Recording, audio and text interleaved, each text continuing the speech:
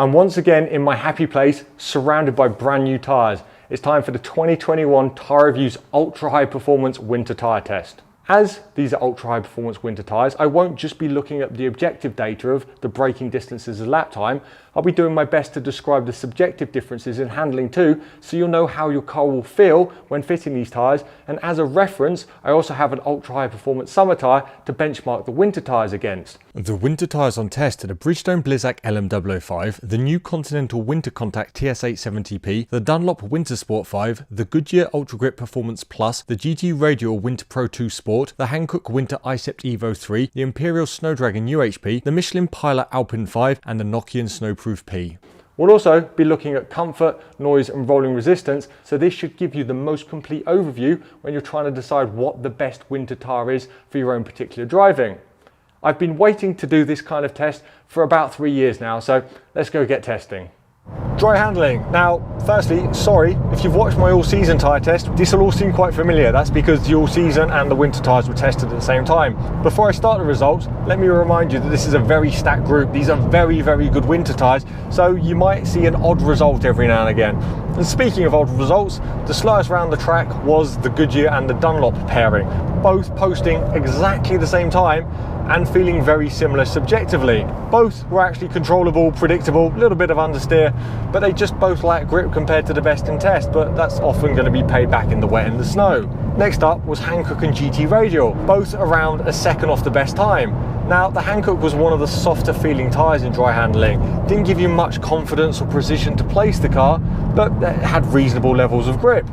The GT Radial felt like it had some good traction out of the corner, but again, just lost it mid-apex. It was a little bit more precise, a little bit more feedback, but you just kind of lost out laterally, so that gain you got when accelerating seemed to drop off. Fifth, fourth and third was taken by Bridgestone, Continental and Nokian. Now, they all seem to have similar levels of grip. However, the Nokian was the nicest to drive of the trio, just being predictable, giving you some feedback and being nice to place. Second place overall, and trust me, I was as surprised as you when I found out, because we test blind, so I don't know what I'm driving on, was the budget tyre, was the Imperial. Now, don't get used to seeing it up here. I've got a funny feeling it's going to be the only time it gets this high on the scoreboard, but it just felt good laterally. Didn't have the best braking, that's for sure, kind of smeared under braking, but mid-corner, it felt really stable. Almost as if it was a summer compound with just some sipes cut into it. Let's see how that one comes back later in the test. And the best tyre, the fastest around the lap, was the new Michelin Pilot Alpin 5. This tyre wasn't the most fun to drive, but boy did it have a lot of grip. Under braking, under cornering, under traction, it just hung on. So fair play Michelin, you've made a good winter tyre in the dry. Let's see if you can carry that through to the wet and snow, because often they're opposing qualities. As for the summer tyre, well, compared to the heavily siped winter tyres, it was everything you'd expect. It was the fastest around the lap, but not hugely, but 3 degrees, it's still the fastest. A summer tyre will always beat winter and all-season tyres in the dry. It was the most direct, it was the most predictable, it was the most darty, it felt the most positive on the brakes. It was just the nicest package all round, but that's the dry, that's where summer tyres often excel in. Let's look at dry braking and then see where that balance changes for the wet. Dry braking was again led by the Michelin Pilot Alpin 5 with over a metre gap to the second placed Hankook Winter cept Evo 3, and Continental placed third with the new WinterContact TS870P. The summer tyre just edged out the winter tyres at the cool 3 degrees centigrade temperatures. Like in dry handling, we are testing at cool Austrian temperatures between 2.5 and 3 degrees centigrade. So this is excellent for testing winter tyres, and quite a rarity in tyre testing, because at those temperatures you can rarely guarantee the weather. So we've been dodging clouds and we've got very lucky. And like in the dry, the group was really close overall, and if you're not already bored of hearing that, you will be before this video's out. Sadly, the group was close apart from the budget tyre. It couldn't repeat its surprisingly strong performance in the dry. Like the budget all-season tyre when we tested it, the grip circle didn't feel bad, it felt even, but it just felt massive, meaning it had no grip in any direction. You were constantly sliding, constantly waiting, and it wasn't a fun experience, because it was just oh, I've turned, are we, aren't we? And this is where the lack of grip of the cheaper tyres comes apparent in the cold, wet conditions on the road. That would be a noticeable issue for you. So another reminder, avoid cheap tyres. The next group of tyres was Nokian, GT Radial and Dunlop. Now all three of these were around 5% or 2 seconds off the very best, but had slightly different handling characteristics. The Nokian and Dunlop both had a tiny bit of oversteer in the balance, which made the car feel playful, whereas the GT Radial needed to be driven really neatly to get the time, because once it was sliding it just took a little bit longer to get that grip back. Next up was the Continental, Michelin and Goodyear, all around 1.5% or less than a second off the very best of the group. Now the Continental had this safe understeery behaviour, but it felt really numb to the front axle, and as these are performance winter tyres, wasn't my favourite to drive on. The Michelin improved the steering feel a little bit, but just felt quite traction limited out the corners. It felt like I was spinning up the wheels a little bit more than on some of the other tyres, whereas the Goodyear was an easy tyre to drive with just a hint of oversteer helping you around the lap, but nothing scary or unpredictable. Quite an enjoyable tyre. Second place was Hankook. It's only a few tenths on, but I've specifically separated because it was a joy to drive on in the wet. In fact, of the group, even though it wasn't the fastest, it was my favourite to drive on. It was really predictable, had nice steering, nice braking, nice traction, and was just a fun tyre to drive on. So if you're thinking about fun from your winter tyre in the wet, the Hankook's a really good option. And over half a second faster than any other time was another Bridgestone wet grip special result. It was the Bridgestone Blizzak LM005. Now, when I was making my subjective notes, I like to try and guess what tyre's what, because I test blind, so I don't know what I'm driving on. And as we did wet handling after wet braking, which I'll tell you about in a minute, it was clear that this was the Bridgestone from the outset. It was stunning on the brakes. However, it did not feel the most sporty. It was a mid-pack kind of subjective handling tyre. The grip was there, it just wasn't fun to drive. It didn't feel sporty at all. So this is an interesting trade-off between, do you want the very best gripping tyre but lose some of that dynamic subjective handling, or would you rather something like the Hankook, the Goodyear or the Michelin, which are almost there on time and just more pleasurable to drive? That decision isn't down to me, it's down to you, which is why I give you all the data. The summer tyre, well, that did not sit well at these temperatures.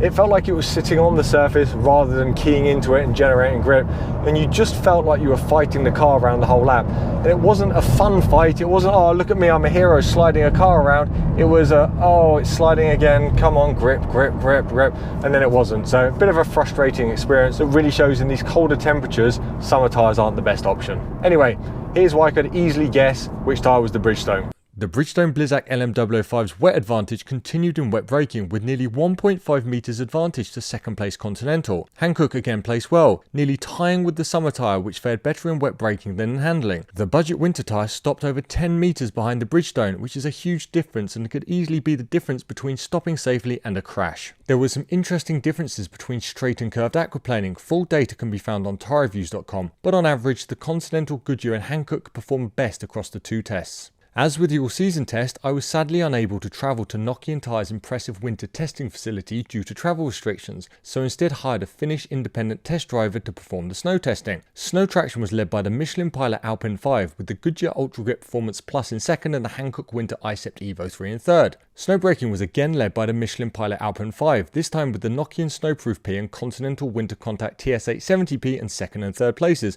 which also closely matched the snow circle results. Snow handling rounded out the Michelin Flex, with the French tyre again performing the best in the important snow handling test, which makes it a flawless snow performance for the Pilot Alpin 5. The tester said Michelin had excellent overall grip levels, the best balance between the front and rear, and steers effectively even though the rear doesn't slip much. It feels more like a Nordic winter tyre. Goodyear placed second across the snow handling lap, 1.5% behind the Michelin, and described as having a good balance with good front axle grip at all steering angles. The tyre oversteered a little, which helped it round the lap. Third place went to the consistent Hankook, which like the Goodyear had excellent front axle grip at big steering angles and a stable rear axle. And the fourth place Continental had a sharp front end and resisted oversteer very well. As with the all-season test, the summer tyre could barely make it to the circuit, and if I've gone through any of this data too quickly, you can find it all at tyreviews.com, linked in the description.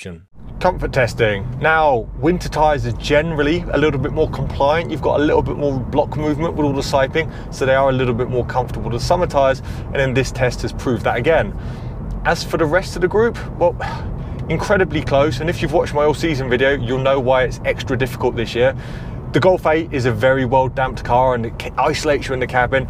The Austrian roads are very, very smooth. So those two combinations of things have made distinguishing the differences between the winter tyres a little bit difficult. So you've essentially got the summer tyre, which probably sits at the bottom, but only by just. It is a comfortable summer tyre. And then if there was one that you had to avoid for comfort reasons, I would say don't pick the GT Radial or the Bridgestone, because both of those, they just felt a little bit firmer. And then when you're handling the tyres with the old sidewall squeeze test, you can feel there's a bit of extra weight in there and a bit of extra stiffness, which makes sense when it transmits bumps to the cabin. If I was going to pick one as an outstanding tyre, it would be the Dunlop and then perhaps the Goodyear. Both these tyres just seem to round off the imperfections a little bit more, transmitted a little less of the jarring bumps through to the cabin. And then when we were going to the off-road section, well, I was calling the off-road section, which is a little bit of dirt I used to try and ascertain some real bouncy imperfections. These two just felt like they were shaking me the least. So if you are looking for that really comfortable tyre, the Dunlop, the Goodyear, and I'm going to say the Conti as well, because that, again, it just seemed to have a little bit more refinement. As this is my first winter tyre test, I've had to reference other tyre tests for the correct score weighting for the overall results and then add in my own twist.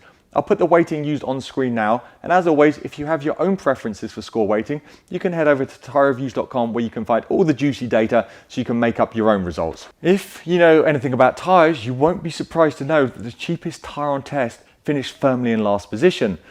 The Imperial Snowdragon UHP peaked in dry handling, where it was fast and good to drive on, and it wasn't the noisiest tyre in test, but both those qualities are fairly low priority for a winter tyre. It had one of the longest dry braking by a margin, by far the longest wet braking and the slowest wet handling lap, poor aquaplaning resistance, and it was last overall in the snow testing. Add in a pretty poor rolling resistance and you'll understand why this tyre really isn't suitable for winter driving or recommending. The GT Radial Winter Pro 2 Sport might have finished just one place higher than the Imperial, but it was a significantly better tyre, especially in the key wet test. Sadly, it couldn't match the more expensive group of tyres ahead of it, especially in the snow, so 7th is the best it could place. But GT Radial and their parent company GITI are quickly improving their products, and I look forward to seeing what the future holds for them. The Nokian SnowProof P placed 7th, largely down to the wet performance of the tyre, where it seemed to struggle both in the shallow water of handling and braking and the deeper water of the aquaplaning test. Unusually for Nokian, the snow performance was just okay, but the dry performance was really good. The tyre did have the lowest noise on test, it was comfortable and had low rolling resistance, so it wasn't all bad news. The Dunlop WinterSport 5 placed a well-deserved 6th overall. The tyre was very consistent in nearly all tests with no huge weaknesses other than the slightly slow dry handling lap. Unfortunately, the tyre didn't really excel in any tests either. Wet braking and aquaplaning resistance was a commendable 4th overall, as was snow traction. The WinterSport 5 is worth thinking about if you can find it at the right price. The Dunlop's big brother, the Goodyear UltraGrip Performance Plus, finished 1st place ahead in 5th. In a lot of ways, it was very similar to the Dunlop. It posted exactly the same dry handling time and had very similar dry braking distances. It had a similar rolling resistance and similar noise levels. However, in the important wet and snow test, it was significantly better, with good wet handling, good aquaplaning resistance, and excellent grip in the snow. Usually, this tyre is priced around the same as the Dunlop, so of the two, it's a bit of a no-brainer for me. The 4th place tyre is the Bridgestone Blizzak LM005. This tyre actually placed 3rd on the scoring system overall, thanks to by far the best wet braking performance and wet handling performance of the group and the lowest rolling resistance, which is an impressive combination. So why am I telling you it's 4th? I'll try and explain my logic for clarity. While the LM005 was the leader in the wet and was reasonable in aquaplaning, the tyre did perform particularly poorly in dry braking and was off the pace in all the snow tests. Due to the advantage in the wet, the scoring system put the tyre in 3rd, but there's rules in place for these exceptions, and a tyre that was more than 5% off the best in 4 of the key grip tests, that is dry braking, snow handling, snow traction and snow circle, isn't allowed to place in the top 3 tyres in a test. Thanks to the wet performance, this is a great winter tyre for climates like the UK where we rarely see snow, but a truly good winter tyre should be balanced in all conditions, not just excel in one. It's a 3rd place for the Hankook Winter cept Evo 3, another impressive tyre from Hankook. They certainly seem to be on a roll at the moment. The only deficiencies in performance was a high external noise, high rolling resistance and average dry handling. Everywhere else the tyre excelled. It had the second shortest dry braking, second fastest wet handling lap with my favourite subjective handling, good wet braking, good aquaplaning resistance and very good grip in all 4 snow tests. As I just explained, this is a balanced tyre in all conditions. A better noise and rolling resistance result would have had it right at the front of the group, but it's still a great option for a country with a true winter climate. Highly recommended. And finally, we have a tie for the win between the brand new Continental WinterContact TS870P and the Michelin Pilot Alpin 5, separated by just 0.01%. While the final score was very close and both are exceptional tyres, they did deliver slightly different performances, which is great as you get to pick which one is best for you. The brand new Continental WinterContact TS870P was the king of consistency and is a mighty impressive tyre. In many ways, you could argue that this is the best tyre on test, as the lowest it placed across all 15 categories I score on was 5th in wet handling but only 0.9 seconds off the best, and 5th in snow traction. Every other test was green, meaning it was in the top group of tyres. Interestingly though, it didn't win a single test, but with a string of 4th, 3rd and 2nd places in nearly every single category, you can't help but appreciate the engineering that has gone into this tyre. It essentially has no drawbacks, which is an engineering masterpiece. The Michelin Pilot Alpin 5 was equally as impressive, but for different reasons. The Pilot Alpin 5 won both dry handling and dry braking and was the best in all 4 snow tests. It even had the 2nd lowest noise and the 4th lowest rolling resistance. It lost points in the important wet braking test, where it only managed 6th, where the Continental was 2nd. And while it was the best in straight aquaplaning test, it could only manage 7th in the curved aquaplaning test. I still can't get over the fact it won dry and snow, as they're usually opposing qualities. This is a mighty impressive tyre and certainly one to consider if you live in a heavy winter climate thanks to the mega snow performance. One final note, as I live in the UK and we don't see much snow, I also like to check the results with the snow weighting dropped and the dry and wet increased. With this score weighting, the Continental becomes the exclusive winner of the winter tyre test and the Bridgestone jumps to 2nd place thanks to that stellar wet performance. Something to keep in mind if you live in a mild climate like me and don't want to use an all-season tyre as a winter tyre, which is actually what I do. But that's a topic for another video. There you have it. I hope you've enjoyed the test. I'm sorry it was a little bit more fragmented than usual thanks to global travel restrictions, but hopefully 2022 will mark the return to normal service. Let me know if you're going to fit any of these winter tyres and what you pick, and don't forget to leave a review over at tyre-reviews.com to help everyone else out. Any questions, please ask below, and as always, safe motoring.